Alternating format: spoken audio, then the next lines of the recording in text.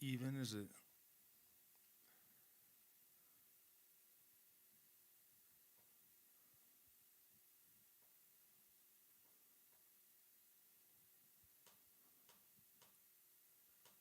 Almost.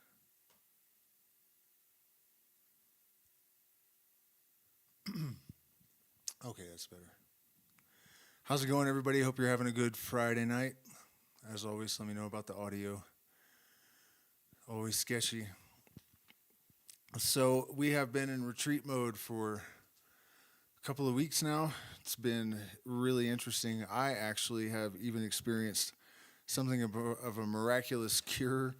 Uh, I had some problems with mobility in one of my ankles, and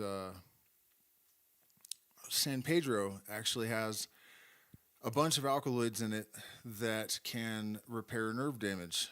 And so I had been drinking it pretty regularly, and I had actually gotten some movement back. But I took a larger dose, and I got most of the movement back in a single day, which is pretty extraordinary. And then yesterday, we walked up to an eagle eyrie way up in the mountains in the cliffs. There are petroglyphs there that are 7,000 plus years old, and they're a llama orgy, basically drawn in blood, and I assume it's probably menstrual blood. So it's like a attempt at evoking prey, basically. There were eagles flying overhead, and it's quite tremendous. But I was up until 6 in the morning or something, so forgive me if I'm a little out of it. But yeah, the theme tonight generally is consciousness, but I wanted to talk about something that kind of occurred to me yesterday, I guess, to sort of lead into this. I've talked about Ozzy Osbourne and Black Sabbath. I think the last 3 streams in the beginning, and I'm going to do it again because it really relates to our subject matter tonight. Uh, Most people probably consider Black Sabbath the progenitors of heavy metal, right? And what actually happened is, Tony Iommi chopped his fingers off in a machine at work at a factory, and he melted wax on the bloody stumps and used the tritone, which is Diabolus in Musica, the devil in music, to create heavy metal, the first real heavy metal song, Black Sabbath. And so I was thinking about this last night, and I realized that heavy music, which is something that's almost like a modality of my being, it's hard to imagine a world where that didn't exist. It gave me direction as a child. The first time I heard Black Sabbath, I was like, I gotta play guitar. In that moment, I knew that I was a guitar player, and I would have been lost without that. So the conflict that I had is that I started thinking about the fact that when Tony created this music, it's like he opened a portal, and things like Deicide and you know Cannibal Corpse and all of this black metal that resulted in church burnings, and also the fact that he used that interval, the devil in music, to sort of invoke this energy. It just really struck me as an incredible thing that this man basically single-handedly opened this portal. And then I was thinking, is this good? Because there's a lot of bad stuff has come out of that scene. And then I started listening to a bunch of old Black Sabbath I hadn't heard since I was a teenager. And I was listening to the lyrics of Into the Void and Children of the Grave. And all of these songs, from their titles and the sounds of them, you assume it's something doomy and negative, maybe even evil, right? But, I'm trying to think of some examples. My mind's going blank, but learn how to love and forget how to hate. Things along those lines. Warning about the zombie masses and how humanity could meet its end because of these mindless creatures that are allowing themselves to be manipulated by propaganda, war pigs, all of these songs actually have tremendously positive messages. And it's just another example, I think, of how he who speaks the truth has few friends. You know, the real reason that Ozzy Osbourne was painted as the devil throughout the 80s during the Satanic Panic is that he was telling the truth and he was doing it without a filter. And that is the cardinal sin of, you know, according to Empire, I guess. The night before, I read something on a stream about how I had asked Perplexity AI, why were the mysteries banned in Egypt and in Rome? And its answer in both cases was to control thought. To control thought. And what does that imply? To suppress truth. Controlling thought is basically another way of saying diverting attention from the truth.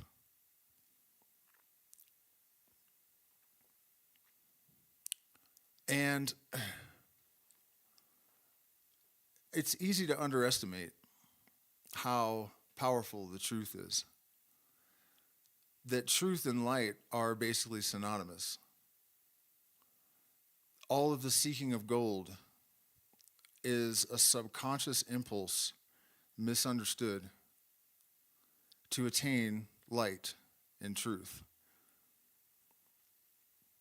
The occult tradition, the Western occult tradition at least, the alchemical traditions, many indigenous cultures knew that light and gold were fundamentally the same thing. And a few weeks ago, an experiment was done in harmonic resonant imaging that confirmed that on some subtle resonant level, at the most fundamental level, even more fundamental than particles, gold and light are the same thing.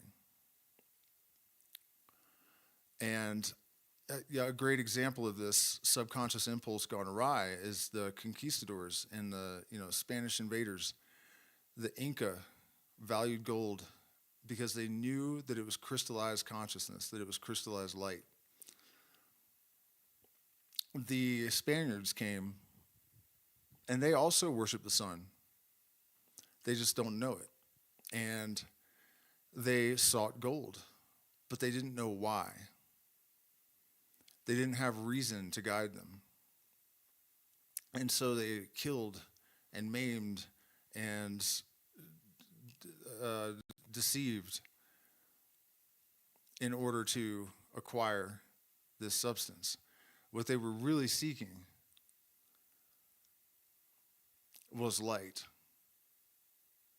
that had been occulted from them by people that seek to control everything, apparently.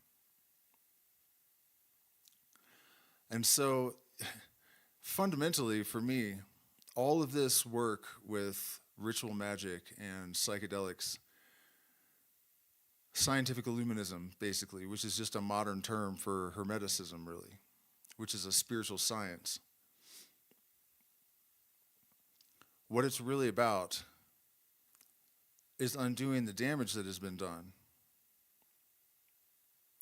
and realigning ourselves with the light of truth. And these medicines that we use at our retreats and that people have used all around the world for centuries and centuries, that were part of the Eleusinian mysteries that were banned by the Roman consulate in an effort to control thought, they do reveal that truth. They absolutely do. In the right context, sometimes guidance is needed. But they absolutely do shine the light into places that we are unable to see or unwilling to look. And as long as you approach them with respect and with the right attitude, in my experience, they generally only give people exactly what they need and no more. They're gentle in their teaching. The San Pedro that I've been using mostly over the last couple of weeks, in particular, is a medicine of light, and it the visual element to it is made of tiny little colored pixels, right? They're extremely tiny, and there are trillions and trillions of them. Easier to see at very high dose, it's true. They are almost infinite. And what this is reflecting to us is it allows us to see all the details, all of the, to make the connections that are not visible to us when we're using less of our brain. This is another remarkable facet of these compounds. You are literally using parts of your brain that there's never electricity or electrical activity in those areas otherwise, not even in master monks when they're meditating. Your hardware is given the ability to upgrade in order to run more sophisticated software. People that consider it cheating, I've seen a lot of these videos online lately. It's like saying, why don't you go to the moon without a space shuttle? Or you shouldn't drive a car cross country, you should walk because it's more natural. It's complete and utter lunacy. These things are technology, they're allies. You know, and the people that claim that they somehow do harm, make you stupid or insane. Last night, after climbing a mountain, walking a considerable distance both ways to get there, 3 a.m, I decided I was going to try to sight read, and medicine was still strong, 2 15-minute Tool songs, and one of them was changing time signatures like every measure from 17/8 to 5/8 to 6/4 or whatever, just ridiculous. Also with tempo changes every measure somehow, and I barely made a mistake. I seriously doubt that I could have done that at 3 a.m. if I had not consumed a whopping dose of San Pedro 13 hours earlier. If you look at the literature of people like Terence McKenna and Timothy Leary, there is a level of awareness and a level of intelligence that I have yet to find outside of the psychedelic community.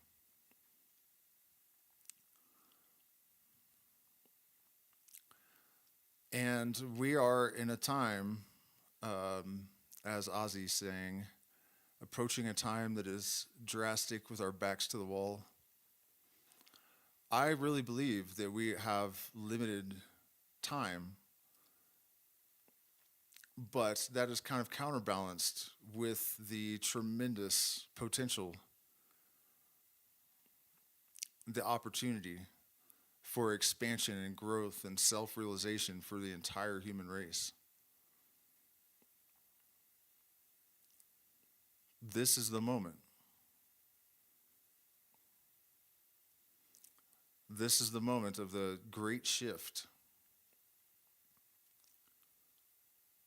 And we have tremendous power in terms of allies and hidden hand elements. But we don't have a guarantee. And so we have to take responsibility. And in this moment, we must dedicate all of our time, energy, and focus to lifting ourselves up and liberating humanity. If we remain apathetic and feel helpless, or whatever excuses we can come up with, the sum total of our efforts will reflect that. You know, let me check in with the chat and see how you guys are doing. How's it going, guys?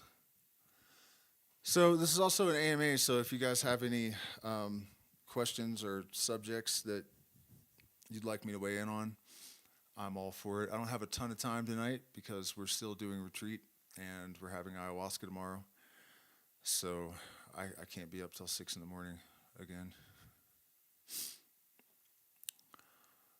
It is a tremendous honor to be able to contribute that to people's lives.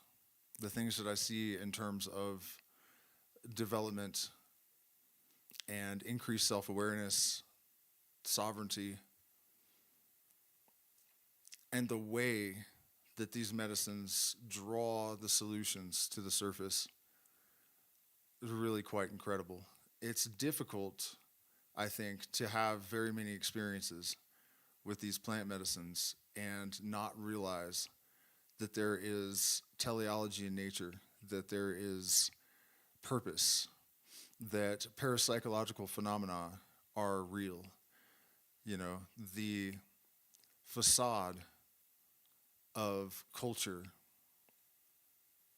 and history really just melts away with each experience, assuming that there is no undue influence, usually I think in the form of pop culture influence. You know, this is something that causes a lot of conflict for us that we just really could do without, in terms of doubting ourselves, being suspicious of these medicines, and even herd conformity pressure to play along with certain narratives that are sort of Satan come as an angel of light. You know, they sound good at face value, but the reality is that anything other than truth is darkness.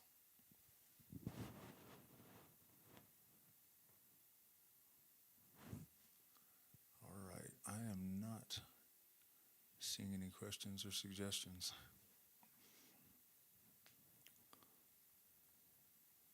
Well, in that case, I'm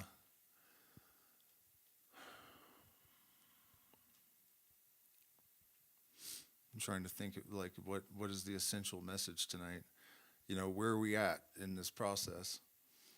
We have, I don't know if we've passed through it or not. I know there was a big solar activity. Was it yesterday? That's why we drank the San Pedro and went up into the mountains, try to kind of commune with the sun. But my experience of these cycles is that we have a period of introspection and revelation and enhanced parapsychological capacities and all of this sort of thing.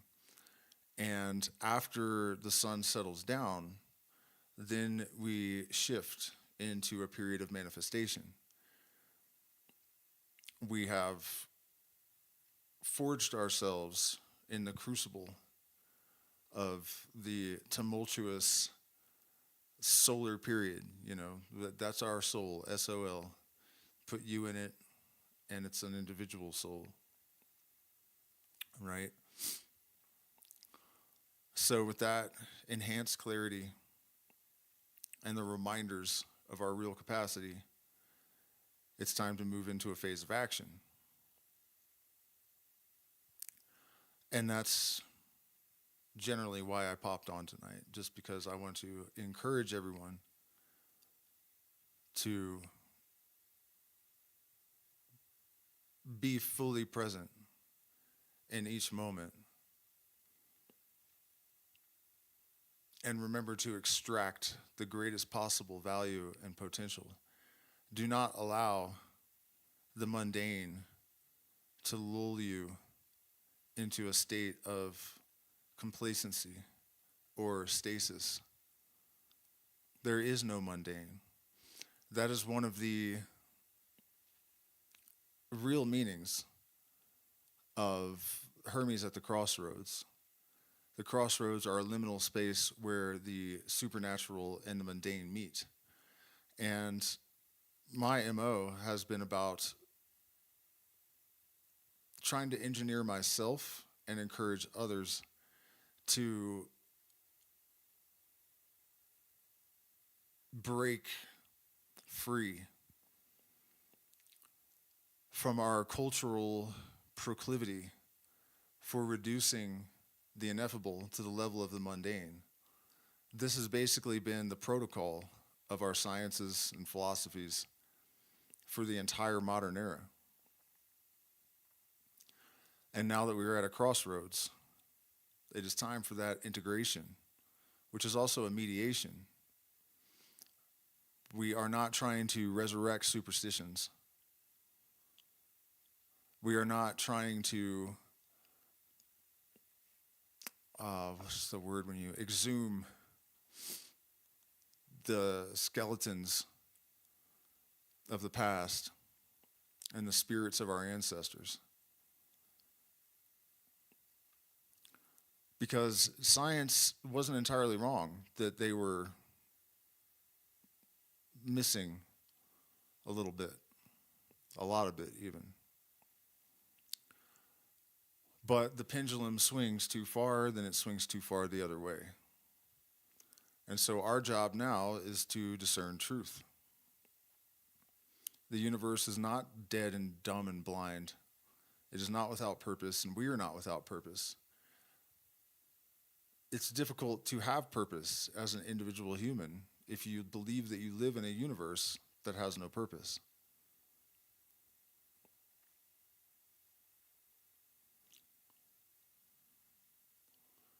So this awareness that we are part of a living consciousness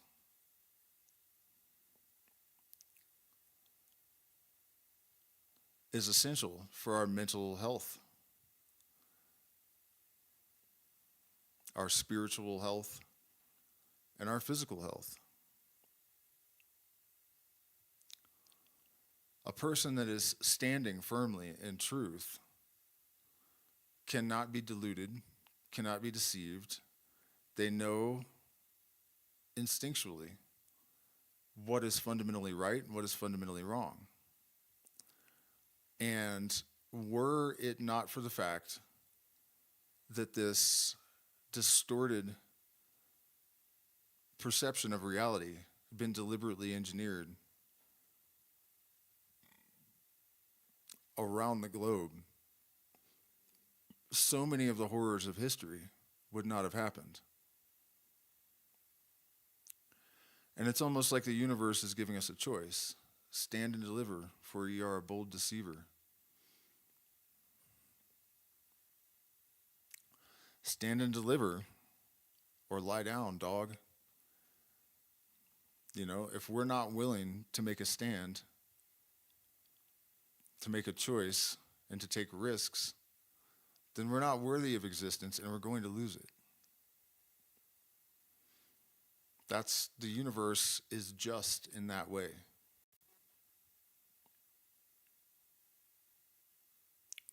This is the preposterous proposition provided to us by Providence as we are perched precariously on a precipice.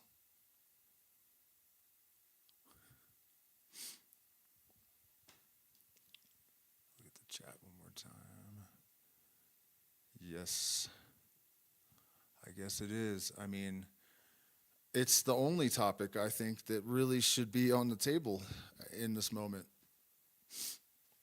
You know, and there have been things over the last month or so that have happened that give us increasing hope that we could emerge from this intact.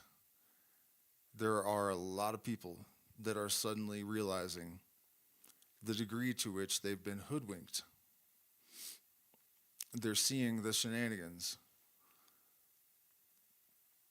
But we have to remember that those that are running the farm anticipate things like that, and they have a plan well in advance. The whole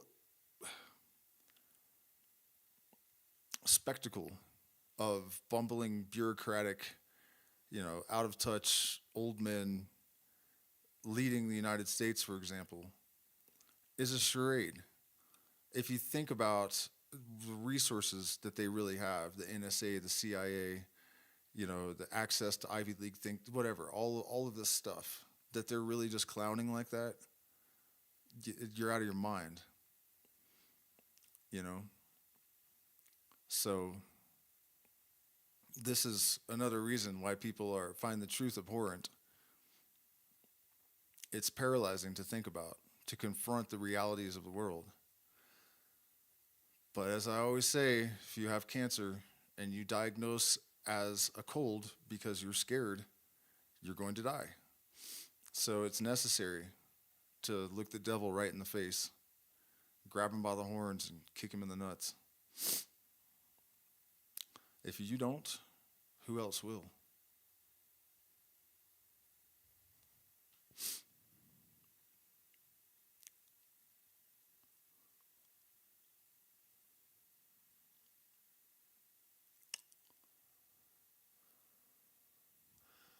Well, cheers, guys. I just popped on because I wanted to say those things. I'll be back probably Tuesday night. We're going to do the final chapter of Eliphas Levi's Transcendental Magic, which is called the Book of Hermes. And of all of the segments of this book, it is going to be the most loaded, packed with value, I guess, would be a way to say that. So do me a favor, hit the like button, share, subscribe, consider becoming a patron because we are demonetized and we get no support otherwise. And it takes resources to get a message out there. So if you appreciate this message and would like to see it reach a wider audience, supporting us is essential to that.